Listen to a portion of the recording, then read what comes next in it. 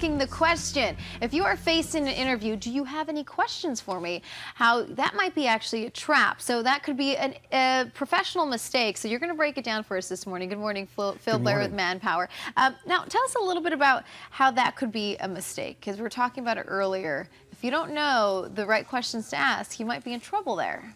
Well, I want everybody to understand that an interview is a discussion. It's a give and take. It's a conversation. It's not the Spanish Inquisition where you're being drilled on questions. I want to get to know you as a person, because on paper you look very good. Your education, your experience, your training got you in front of me. So now I want to know you as a person. So we have to have a conversation. So during an interview, I ask questions, you ask questions, and we get to know each other a little better, because you're making sure you want to work at this company. Sure. But at the end, if you haven't had much conversation and the interviewer says, do you have any question? If you say no, it shows you didn't put much work into this, you didn't do much research, and you're really not connected very well. Yeah, so you want to do your homework. When you're doing your homework, what are you trying to look for exactly? Is this the sort of company I want to work for? Because remember, it's a two-way. I don't want you to fight to get a job and then go, I never really wanted to work at that company. I don't like the product, I don't like the culture, the drive is too far. Don't fight to get something you really don't want long term.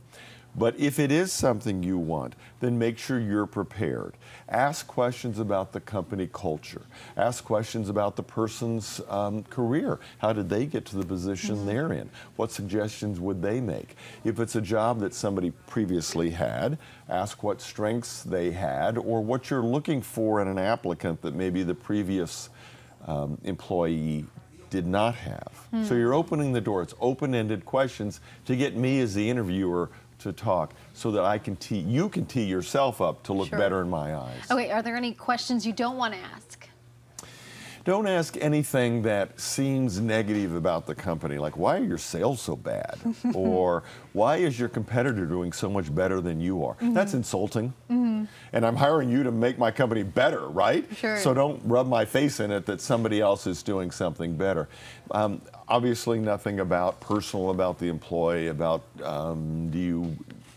is this a good place to work if you have children? That's an awkward question for anyone to ask. Got it. Okay, so some of the good questions you can ask, of course, keeping it with the company, keeping it about the position. You know, when an employer asks, you know, particularly that open-ended question, like, do you have any questions for me? Can you consider it a time where you're actually interviewing them back? Could you consider it that? It is, because it's a two-way street, and it's okay to write these questions down. Yeah. Okay, it's fine to turn your pad and read a question out. Hopefully not literally read it, but to remind yourself. So it's not like I have to memorize these 3 questions. And your questions may change during the conversation. I want to be clear, this isn't just at the very end you ask a question. Hopefully you've been asking them all along to keep the conversation going. But at the end, if something wasn't covered, typically an interviewer says, do you have any questions? And then that's a good time to say, well, tell me about your brand new product that's coming out in 2014. It really seems like an exciting new adventure for the company. It shows you've done your homework. It shows you care about the job. You've done your research. And you're teeing yourself up to be the applicant that is selected for this job. Beautiful. Well, thank you so much. You're welcome. Appreciate your time here. All right, so